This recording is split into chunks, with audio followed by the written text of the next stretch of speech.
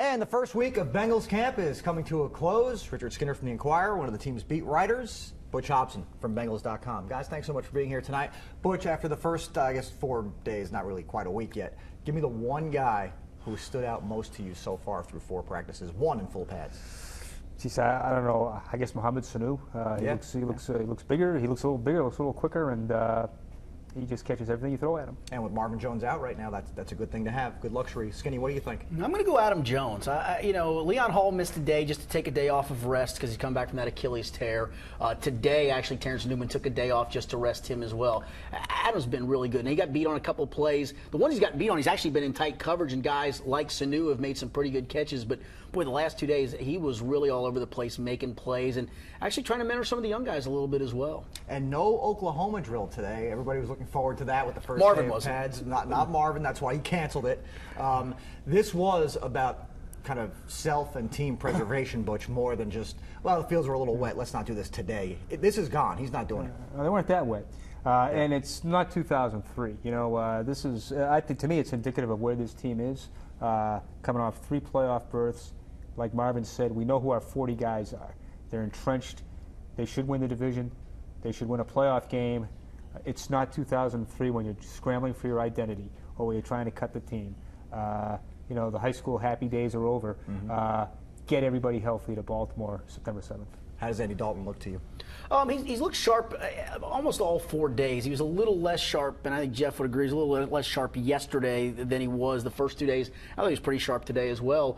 Looks like a guy that's ready to have a good season. You know who looks good? Darqueze Dennard. He's plug and play. You could put him in right now, and you could put him in down there in Baltimore, and I don't think you'd be worried. Should Dre Kirkpatrick be worried about Darqueze Dennard taking? I think Darqueze Dennard's probably ahead of him if you were to put a depth chart together right now for certain. And for Dre, he tweaked his hamstring yesterday. He didn't think it was a big deal. Made it sound like he was probably going to be back today. He was not back at practice today. He's probably the 5th corner. You probably are going to keep 5, so he's going to be probably part of that group. But yeah, it's not like he's stood out in his first couple of years, and injuries have been a part of that for him, unfortunately.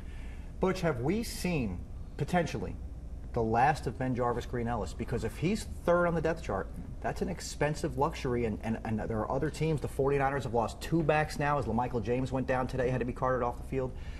Maybe he's a luxury somebody else can afford. Maybe the Colts will call, call. Perhaps, yeah. Somebody, I think that's one of the reasons he hears. Somebody might get a call. It's tough to see him. It's tough to see him making this team, but certainly a guy who's as valued as he is for what he gives you, in the locker room and as far as leadership goes. I can't see him not having a job. I think it's going to be tough here, but I'm sure he'll be in the league somewhere. 20 months ago, a 1,000-yard rusher.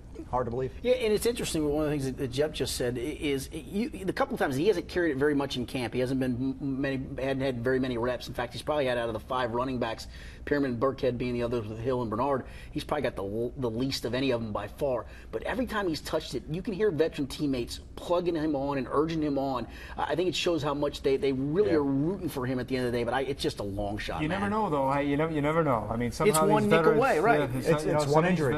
If Jeremy Hill goes down in a preseason game, I think you have to cut this team on Labor Day and not now. Yeah, absolutely. Okay, a couple of more things to do here, and we have to do our poll question as well. One area of concern you think is the biggest area of concern for this football team? Again, we're 4 days in, 1 day in pads. If you've noticed anything. Geez, I guess maybe the shuffling on the offensive line, the inexperienced center. I think they're eventually going to be there, though. I think the offensive line is a hidden strength of this team, particularly the way Hugh has gone after it. But, I think, probably Bodine's inexperience and the shuffling at left guard probably, would have you a little concerned right now. All right, poll question very quickly now that we're transitioning into 2 seasons at the same time here in Cincinnati. Which Red would make the best Bengal? Billy Hamilton, Brandon Phillips, Devin Mesoraco, or Aroldis Chapman? What do you think? Oh boy, I'd love to say Billy Hamilton. I love Billy Hamilton, but he's kick returner, right? But he's 150 pounds. Kick return. He get kicked in too. I think I'd have to go Brandon Phillips because I think he'd be a pretty good nickel safety. Okay. I'm going to Aroldis Chapman. He is just a freak of an athlete. I'd love to see him do something in football. And I'm not even talking about being a quarterback. Can you imagine him as a quarterback? Skinny, don't go anywhere. You're coming up next. We've got Dave Collins going in Butch's seat. We're going to break down the week the Reds have had. It's not been a good one. We're back after this.